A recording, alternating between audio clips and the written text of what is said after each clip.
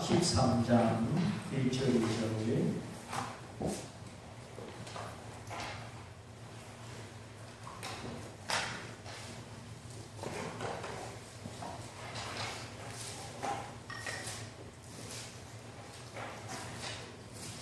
사무엘하 13장 1절 2절.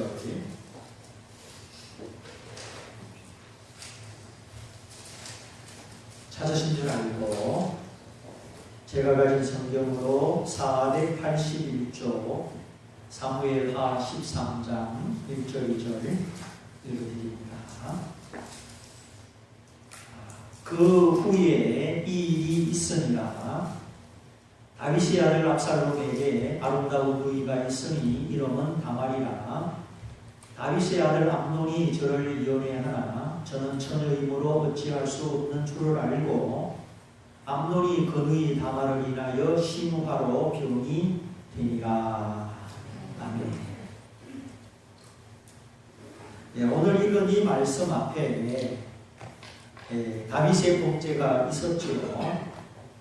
용수도 있었지만, 그래서 오늘 말씀의 제목이 삼악삼우인데 세 가지 악, 세 가지 어리석음, 그런 뜻이 되겠지요. 세 가지 악은 누가 행한 것입니까? 누가 행한 것이죠? 네, 다윗이. 그리고 세 가지 어리석음은 다윗의 아들들을 중심으로 일어난 일입니다. 아니, 죄는 아버지가 지었는데 왜 그 아들들의 모습에서 자기 여동생을 겁탈하고, 물론 이복 여동생이지만 암논 왕자, 그래서 또 압살롬이 그것도 암논 왕자를 죽이고, 또 압살롬이 또 자기 옛날 고향으로 도망가고, 4년이 지나서 압살롬이 또 군사를 일으켜 아버지를 반역하고, 아버지가 행한 그 행위가 아들의 어떤 행위를 불러 일으킨 것이지요. 이런 연관성은 참 인간적으로 이해하기가 힘듭니다. 그런데 성경에는 그런 것들이 있습니다. 그래서 우리 행위가 조심스럽고 부모의 신앙에 더 책임감을 느끼게 되는 것이지요. 그래서 핵심은 이것입니다. 하나님이 다윗의 죄를 용서는 하셨지만 죄에 대한 징계가 뒤따랐다 하는 것이지요. 물론 우리 작은 실수나 모든 죄에 대하여 일일이 다 징계하는 것은 아니다. 이미 우리가 말씀을 배웠습니다. 그러나 사람의 의지, 사람의 행동 반경이 한도를 넘지 못하도록 하나님이 제재하시는 것을 볼 수 있습니다. 왜냐하면 사람은 자유의지를 가졌기 때문에 어디까지 행동할지 모르는 거죠. 그래서 사람을 죽이기도 하고 무책임하기도 하고 엄청난 악을 행할 수 있는 그런 본성이 우리 안에 있는 거예요. 그래서 저는 유영철 씨 같은 그런 사람을 보면서 정말 돌을 던지고 싶은 마음이 조금 더 없습니다. 인간의 근본을 알기 때문이지요. 그래서 우리는 우리의 행위를 살피고 삼가 조심성을 갖추어야 되는 겁니다. 아버지의 행위가, 아버지의 악이 그 아들의 어리석음을 이끌어내었다. 삼악삼우. 그것이 이제 지난번에 읽은 말씀, 오늘 다 읽지 못했지만 밑으로 쭉 읽어가면은 이게 계속해서 나타납니다. 우리의 마음에 악한 것이 있고 충동심도 있고 옥수성도 있고 교활하거나 외식하거나 또는 도를 넘어 잔인하거나 만물보다 심히 거짓되고 부패한 것이 사람의 마음이기 때문에 우리는 우리 마음이 삐뚤어질 때 어떤 행위가 나올지 예측하지 못하는 겁니다. 그런 가능성이 우리 안에 있다는 것이죠. 그래서 절제되고 다스려지고 특별히 주의 뜻에 순응하고 더 나아가 하나님을 위하여 헌신되는 거기까지 가야 되는 겁니다. 주님 나를 다스리시고 헌신되는 데까지. 그래서 이 성화라는 개념도 주님을 닮아간다, 그것이 기본 뜻이지만 주님께 드려진다고 하는 의미가 포함되어 있는 겁니다. 그래서 이스라엘의 제사장의 가슴에 뭐라고 써붙였습니까? 여호와께 성결, 그렇게 써붙였죠.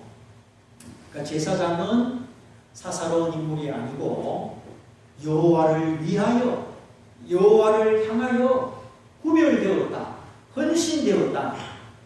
그게 이제 성결입니다.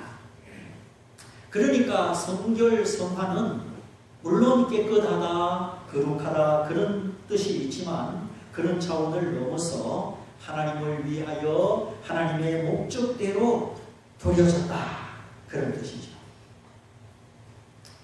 여러분 식구들이 모여가지고 참 돼지를 삶아가지고 맛있게 먹으려고 하는데 돼지가 살아가지고 도망가면 여러분 기분 어떻겠어요? 버려진 거는 도망가면 안 되는 거예요. 제사 지는데 제사 음식이 막 도망가고 잔치집에 막 잔치상에 도망가고 그거는 버려진 거예요. 그때 그 시간 그 목적을 위하여. 그래서 구약의 제사장이나 신약의 목회자뿐 아니라 너희는 왕같은 제사장이요 하나님의 소유요 하나님의 백성이다. 베드로 사도가 흩어져 있는 모든 성도들, 예수님을 주로 시인하는 모든 성도에게 너희는 왕같은 제사장이요 하나님의 백성이요 하나님의 소유다, 그렇게 가르쳤죠. 여기 왕과 같다 하는 말은 왕의 계급, 왕의 권세 그런 의미가 아니고 자유롭고 매이지 아니하며 아무도 종을 삼을 수 없는 그런 상태를 왕이다, 이렇게 표현하는 겁니다. 누가 왕을 보고 이래라 저래라 할 수 있습니까? 네, 할 수 없지요. 왕은 자유롭고 매이지 아니하며 누구의 종도 될 수 없는 존재가 누굽니까? 바로 왕이지요. 그와 같이, 왕과 같이 자유롭고 매이지 아니하며 마음껏 하나님을 섬기는 제사장, 그것이 왕과 같은 제사장, 그런 뜻입니다. 원래는 우리가 죄에 매이고 사탄에 매이고 그래서 율법과 사망과 저주에 매였던 우리가 다 벗어나서 이제는 하나님의 복음과 사랑에 매이고 진리와 자유에 매여서 왕과 같이 자유롭고 담대하게 마음껏 하나님을 섬길 수 있는 이 복된 제사장이 된 것입니다. 물론 그리스도의 선지자권, 그리스도의 왕권도 마찬가지입니다. 그리스도의 상징을 물려받은 존재가 바로 교회지요. 그러므로 누가 말을 하려거든 하나님의 말씀을 하는 것 같이 하고 하나님을 섬기려거든 왕과 같은 제사장으로 섬기고 악한 마귀는 주님의 이름으로 승리하신 이름으로 권세 있게 대적하는 겁니다.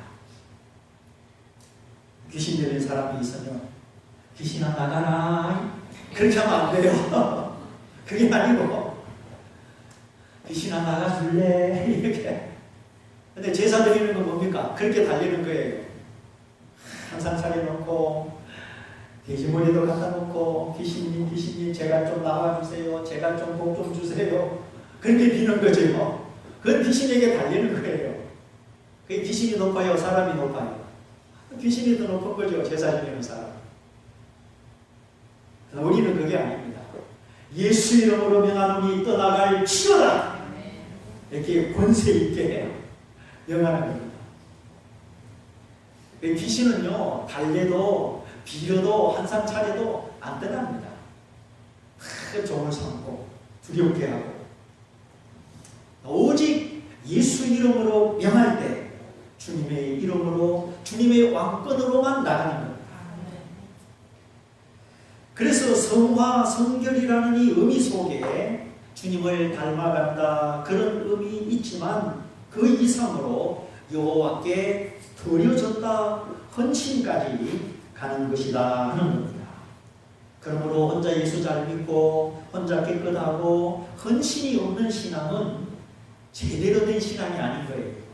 그러니까 하나님의 통치가 나타나야 되고 내가 왕같은 제사장이 되어야 되는데 어딘가 사탄이 붙들고 사탄이 속이는 그런 영역이 남아있게 되는 것이죠. 그래서 대제사장의 가슴에 여호와께 성결 서붙였고 하나님께 바쳐진 사람 나시림이 나오는 겁니다. 나시림. 하나님께 바쳐지면 그때부터 능력이 나타납니다. 능력 받고 주의 일을 하는 것이 아니고 나를 하나님께 바치고 주의 일을 하면 능력이 임하는 겁니다. 그러니까 기도원에 가보면 능력 달라고 기도하는 사람 많아요.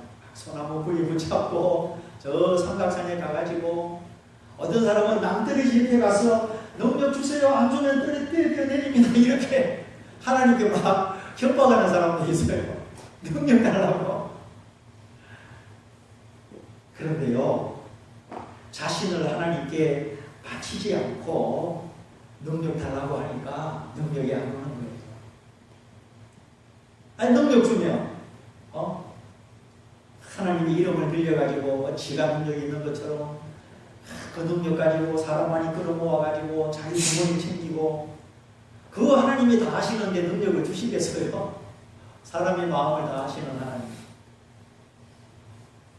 능력 달라고 기도하는 건 좋은데 네가 어떤 마음으로 그걸 달라고 하는지 본인은 모르지만 하나님은 아셔요. 근데 기도하는 사람들이 자기를 몰라요. 모르고 그냥 기도해요.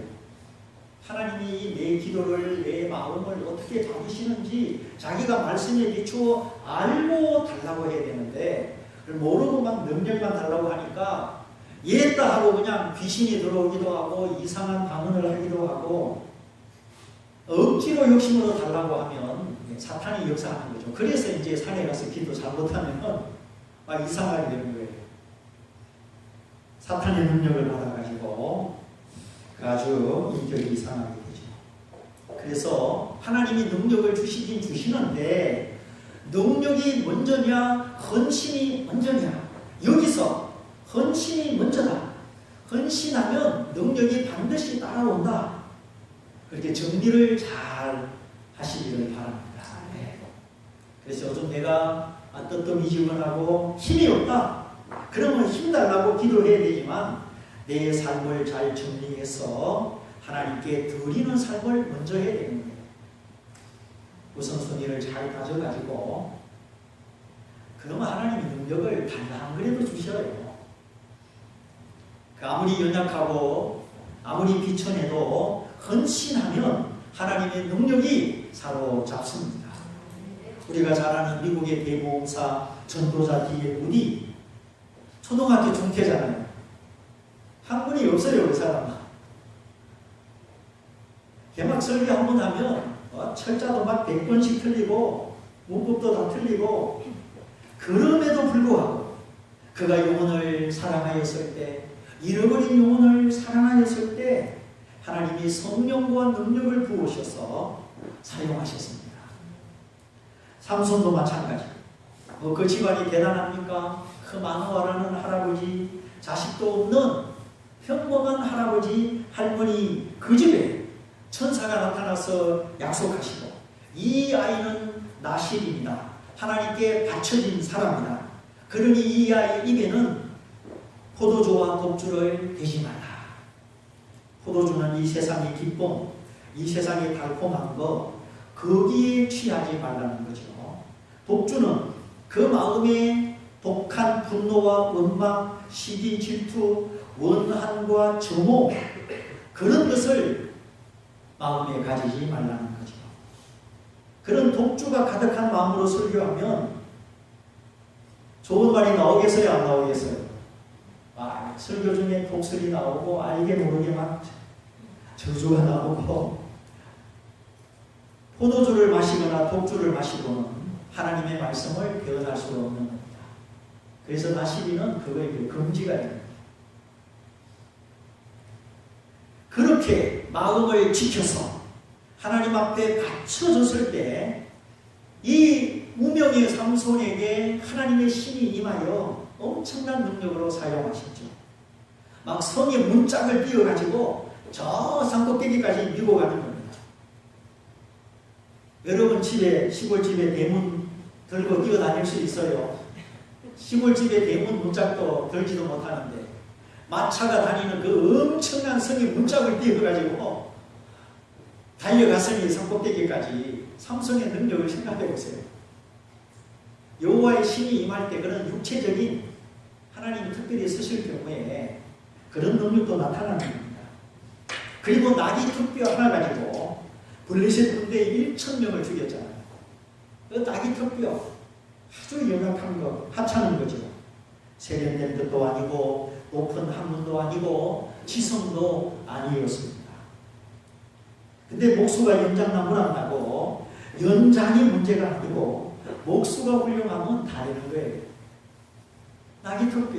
그게 무슨 무게가 됩니까? 그러나 그 삼손에게 하나님의 신이 임한 삼손의 손에 돌려졌기 때문에 그게 원수를 멸하는 엄청난 무기가 된 것입니다. 그래서 어떤 목사님이 미국 가서 공부하고 박사학위를 받고 한국에 초빙을 받아 목회를 하는데 목회가 안 되더래요.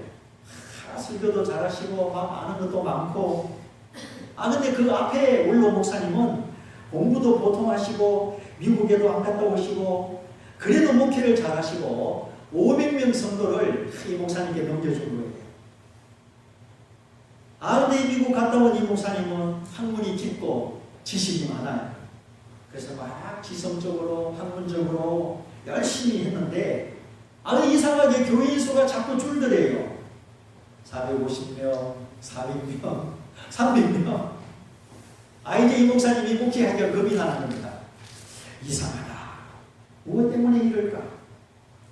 어느 날 막 깊이 고민하고 막 새벽에 기도하는데 기도 생활이 약하구나.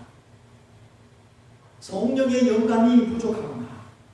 하나님을 의지하기보다 자신을 의지하고 그냥 학문적으로 내가 지적으로 목회를 했구나. 이게 깨달은 겁니다. 그래서 설교는 성령이 함께 해야지 다른 방법이 없어요. 목회도 그렇고 신방도 그렇고 기도도 그렇죠. 사람의 영혼의 깊은 곳에 은혜를 주고 만족을 줘야 되는데 은혜를 끼쳐야 되는데 배운 것 가지고 학문과 지식으로 하니까 귀에 듣기는 좋은데 이 마음의 은혜가 안 되는 거예요. 여기는 듣기가 좋은데 예수님은 어떻게 하셨습니까? 은혜와 진리가 충만하더라. 예수님은 은혜도 충만하고 진리도 충만하더라. 이게 굉장히 중요한 겁니다. 은혜만도 아니고 진리만도 아니고 은혜는 은혜대로 진리는 진리대로 충만하셨다. 그래서 우리는 폐쇄적으로 좁아지면 안 되고 통합적으로 넓어져야 되는 것이죠. 학문 그 자체가 신학 그 자체가 나쁘다는 말이 아닙니다. 거기만 매이면 안 된다는 거죠. 그래서 기도 생활이 있어야 되고 성령님의 영감이 있어야 되고 특별히 배우려는 자세가 있어야죠. 자, 여호와께 성결, 여호와께 바쳐진 나시림, 거기에 하나님의 근위와 하나님의 능력이 임하였습니다. 우리의 마음 안에 많은 부패와 약함과 함정과 죄성이 들어 있습니다. 좋을 때는 좋아요. 근데 안 좋을 때는 싸우기도 하고 돈이 걸려 있으면 또 막 눈이 반짝반짝. 그래서 뭐 참 그 식당 옆에 구정물통 가만히 있으면 맑은데 발로 한 번만 뻥 차면 밑에 막 이제 콩나물 뭐 다 올라오는 것처럼 흔히 이제 부흥사 목사님들이 그런 비유를 많이 하죠. 평소에는 맑은 물인데 한 번 막 발로 차고 흔들면 이제 막 밑에 가라앉은 게 올라온다고. 그래서 이 성경이 말하는 바 어리석음과 완고함과 교만함이 우리 안에 있습니다. 음부와도 같고 사망과도 같은 이 아담의 본성, 원죄, 오해하기도 하고 두려워하기도 하고 사람을 피하기도 하고 뒤로 물러가기도 하고 스스로 마음의 문을 닫기도 하고 우리 마음속에 많은 움직임들이 일어나고 있습니다. 그 마음의 방향과 자세가 하나님과 맞아야 되는데 이게 이제 안 맞을 때 우리 신앙의 손실이 오게 되는 거죠. 이 원죄의 깊이, 원죄의 소용돌이 이거는 하나님의 은혜가 아니면 다 측량할 수가 없습니다. 그렇기 때문에 사람들은 다 자기가 괜찮은 사람이고 거룩한 사람이고 이만하면 됐다. 인간적인 자부심과 어리석은 생각에 잡혀 있습니다. 성경 속에 어리석고 교만하고 방패하고 우둔하고 얼마나 많은 사람들의 신뢰가 나옵니까? 얼마나 다양한 수많은 사람들. 하나님 그걸 왜 기록하셨을까요? 우리 모습의 거울이지요. 그래서 마음을 열고 하나님의 지혜를 구하며 성령의 은혜를 구하며 끊임없이 배우지 아니하면 우리 성장은 멈추게 되고 조화로운 인물이 되지 못하며 기형적인 모습을 띠게 되는 겁니다. 그래서 주님이 말씀하셨죠. 나는 마음이 온유하고 겸손하니 나의 멍에를 메고 내게 배워라. 배워라. 그리하면 너희 마음이 쉼을 얻으리라. 주님의 멍에를 내가 메고 주님을 배우면 우리 마음이 쉼을 얻게 된다. 여기 마음이 온유하고 겸손하다 이거는 스승과 같고 코치와 같은 주님의 모습을 말하는 것이죠. 주님은 우리가 금방 깨닫지 못한다고 이것도 못하느냐 그렇게 성급한 분이 아니라는 겁니다.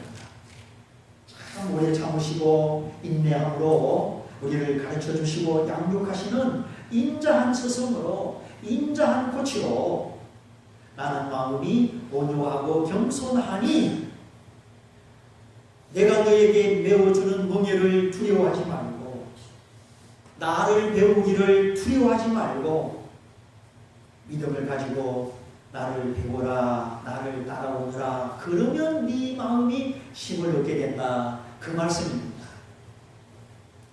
그래서 주님의 마음은 따뜻하고 자신을 낮추어서 우리 눈높이에 맞추어서 우리를 가르쳐 주십니다. 그래서 우리가 주님께 배우기를 두려워하지 말라는 것이죠. 때로 우리를 시험하고 때로 우리를 뒤집어 보시고 때로 우리가 가장 낮은 자리 위험한 자리에 들어가기도 하고 그럴지라도 내가 너와 함께 가고 있으니 그 위험과 두려움의 폭풍 속에서도 나를 따르기를 멈추지 말고 나를 배우기를 두려워하지 말라는 것이에요. 그래서 주님의 멍에를 메고 주님과 함께 수고하면서 주님이 어디로 인도하시든지 주님을 따르면서 주님을 배워야만이 우리가 강하고 담대함으로 우리 마음의 쉼을 가질 수가 있다는 겁니다. 이스라엘 땅은 척박하기 때문에 두 마리 소 어깨에 하나의 멍에를 이렇게 매지요. 그래서 두 마리 소는 서로 마음을 맞춰야 됩니다. 한 마리는 이리 가고 한 마리는 저리 가고 그러면 일이 안 되죠. 그런 소는 이제 주인이 잡아먹습니다. 야 너는 이제 사명 끝났다. 이렇게 말도 안 듣고 다투고 서로 고집부리니 너희들이 이제 부족한으로 가야 되겠다. 그렇게 되는 거죠. 그래서 하나의 방향으로 같은 뜻으로 같은 목적으로 같은 말을 하면서 함께 동행하는 모습이 두 마리 소가 한 멍에에 묶여진 거예요. 그러니까 예수님과 내가 하나의 멍에에 이제 묶여진 거예요. 그래도 우리가 두려워하지 않는 것은 주님은 온유하고 겸손하기 때문에 우리의 최상의 유익을 만들어내시지 우리를 힘들게 고생시키는 분이 아니심을 믿으시기를 바랍니다. 그래서 내가 지치고 힘들고 쓰러질 때 주님이 막 채찍질하면서 일어나 끌고 가지 않는다는 겁니다. 주님을 위하여 싸우다가 힘이 빠진 엘리야, 그 이세벨의 말 한마디에 그만 실망하고 도망가는 엘리야. 어제는 그냥 막 하나님의 불을 떨어뜨리고 바알과 세라 선지 450명을 기손가에 데려가서 다 죽이고 엘리야가 막 하늘을 나가는데 갑자기 그냥 여자애는 무서운가 봐요. 저도 때로는 집사람 많이 무서워요. 아유 무서워라. 그럼 도망가요. 그 이세벨이 말 한마디 하니까 그냥 엘리야가 놀래가지고 참 사람이 그럴 때가 있죠. 그 어떤 타이밍이 맞으면 그 타이밍에 그냥 한 방에 넘어지는 그런 연약한 우리에게 다 있죠. 그래서 막 저 광야로 도망가가지고 로뎀 나무 밑에 막 푹 쓰러집니다. 로뎀 나무요 가서 보니까 크지도 않아요. 나무 붕치는 요만하고 나무도 뭐 요만한데 그이는 척박해가지고 우리나라처럼 나무가 크지를 않아요. 아무리 커봤자 뭐 그냥 3m 이렇게 그 레바논의 백향목 말고 그 나무 그늘 밑에 푹 쓰러져가지고 주여 조카오니 내 생명을 거두어 주시옵소서. 나 이제 살 만큼 살았으니까 데려가 달라고. 자, 이 엘리야의 기도가 믿음의 기도였나요? 낙심의 기도였나요? 낙심의 기도였죠. 그래서 하나님이 그 엘리야의 기도 안 들어준 겁니다. 우리가 기도하는 대로 다 들어주면 우리는 벌써 아마 천국 갔을 거예요. 아버지 나 이제 그만 살고 싶어요. 금방 응답해주면 다 천국 가지 뭐 누가 이 땅에 살겠어요. 그런데 하나님은 우리가 천국 가는 게 목적이 아닙니다. 그 아들의 형상, 예수님의 형상을 본받아서 그러니까 주님과 같이 사랑과 지혜와 믿음으로 준비되도록 그래서 우리로 하여금 하늘나라 상속자가 되게 하려는 것입니다. 이 땅에서도 천국이 나의 천국이 되고 우리 천국이 되는 거죠. 우리 가슴에, 우리 가정에, 우리 교회에 이 천국이 또 우리 주변의 사람들에게 퍼져가는 이것이 얼마나 놀라운 은혜인지. 그래서 하나님은 가장 아름다운 복을 주시고 예수 그리스도 안에 있는 모든 신령한 복으로 우리에게 복 주셨습니다. 그걸 우리가 이 땅에서 누리는 거예요. 우리 눈이 밝아지고 하나님의 목적을 알게 되고 우리가 하나님과 하나 되는 거, 연합하는 거, 그래서 이 세상을 근심 없이 찬양하며 살아가는 거, 이것이 우리를 향한 하나님의 최종 목적입니다. 그래서 우리는 이 속사람이 변하고 내면이 변하고 생각이 변하고 성품이 변하고 또한 삶의 목적과 생활이 변화되어야 합니다. 옛사람과 그 행위를 벗어버리고 새 사람을 입어라. 아담의 본성, 아담의 사람, 그 본성에 속한 행위를 다 벗어버려라.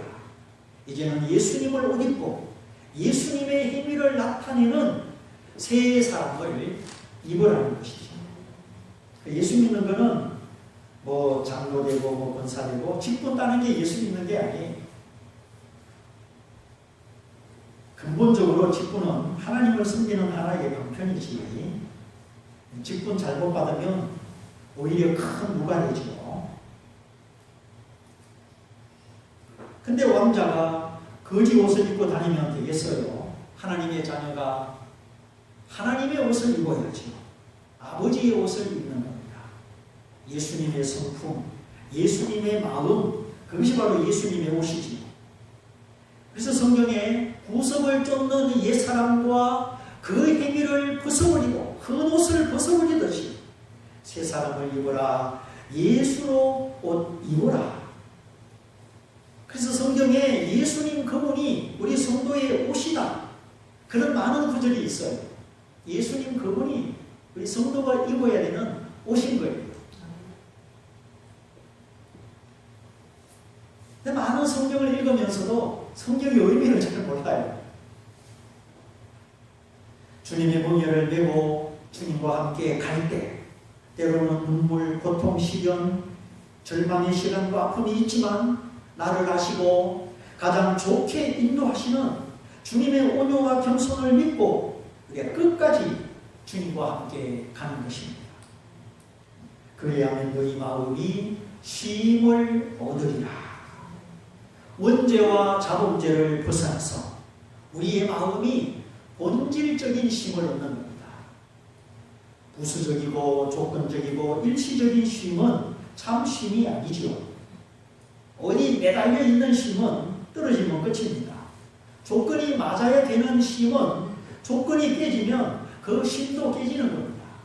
건강해야만 내가 평안하다면 아프면 건강이 깨어지고 그렇죠. 하나님의 자녀는 그 어떤 것도 그리스도 안에 있는 안식과 바꾸지 않습니다. 안식, 이것은 하나님의 또 다른 이름입니다. 그래서 하나님을 깊이 알고 하나님과 연합하고 하나님과 묵상했던 사람은 하나님은 안식 가운데 거하시구나. 안식은 하나님의 또 다른 이름이구나. 그것을 묵상 속에, 영성 속에 발견하게 되는 것입니다. 하나님은 루시엘이 반역하여 루시퍼가 되고 그가 잠시 천국의 질서를 깨뜨렸지만 하나님은 그리스도로 말미암아 그 안식을 회복하시고 성령으로 말미암아 그 안식을 완성하시는 분이십니다. 덕분에 우리가 그 하나님의 안식에 참여하게 되죠. 우리가 그리스도와 같이 우리의 맏형이신 그리스도와 더불어 우리가 하나님의 자녀가 된 것입니다. 그 누구도 어떤 권세도 하나님의 안식을 침범할 수 없습니다. 누가 감히 왕의 침소를 침범하고 왕의 안식을 깰 수가 있겠습니까? 잠자는 사자의 수염을 건드려도 지가 죽는데 어찌 만왕의 왕이신 하나님의 안식을 침범하겠습니까? 하나님의 자녀된 우리도 우리 가슴에 빼앗아갈 수 없고 흔들릴 수 없는 이 안식이 자리를 잡아야 되고 이 안식이 내 모든 삶의 최고 목적이 되고 내 삶의 한복판에 항상 있어야 되는 겁니다. 그래야 우리가 이 흔들리는 세상 속에 흔들리지 않고 변화가 무쌍한 세상 속에 여전히 주님을 섬길 수 있는 것입니다. 그래서 이보다 더 귀한 가치는 없습니다. 그런데 무엇이 내게 있는 이 안식을 빼앗아갑니까? 만물보다 심히 거짓되고 부패한 것이 사람의 마음이라 누가 능히 이것을 알겠느냐마는 하나님은 각 사람의 심장과 폐부를 감찰하시느니라. 사람의 의지와 열정, 감성과 소원을 표현하는 것이 심장과 폐부죠. 나의 의지, 나의 열심, 나의 심장을 의미합니다. 그럼 나의 심장은 무엇에 의하여 확동되는가? 나는 무엇에 의하여 내 의지가 움직이고 내 열심이 움직이는가? 내 삶을 이끌어가는 내 삶의 열정과 동기는 무엇인가? 또 나의 감성과 나의 소원은 무엇에 의하여 숨쉽니까? 오직 예수로 말미암아 하나님의 사랑으로 말미암아 우리의 심장과 열심이 박동해야 되고 우리의 폐부와 감성이 숨을 쉬어야 되는 것입니다. 그러니까 그 어떤 것도 그리스도 안에 있는 나의 평강과 안식을 깨뜨리도록 허락하지 않아야 되는 것이죠. 여기에 이제 영적인 실험과 영적 전쟁이 있는 것입니다. 우리가 싸우면 싸울수록 더 잘 싸우게 되고 싸우면 싸울수록 성령의 임재가 더 깊어지는 것이죠. 주님보다 더 귀한 것은 이 세상에 없습니다. 이제 이번 주 구정주간을 지나가면서 언제 어디서 누구를 만나더라도 주님과 함께 멍에를 메고 주님과 함께 동행하시기를 바랍니다. 사람의 눈치, 사람의 압력에 굴복하지 말고 그리스도인답게 담대하게 주님의 멍에를 매면 주님이 나를 지켜주십니다. 흔들리지 말고 뒤로 물러가지 말고 주님의 믿음을 지키고 주님의 이름을 지켜야 하겠습니다. 아무쪼록 내 안에 있는 하나님의 의의를 따라서 행하고 충동심이나 복수심이나 교활함이나 외식함이나 잔인성이나 이 모든 마음의 부패를 조심하시고 나의 의지와 행동 반경을 잘 조절해야 되겠습니다. 그것이 절제지요. 이기기를 다투는 자마다 모든 일에 절제하는 성령의 마지막 열매가 바로 절제입니다.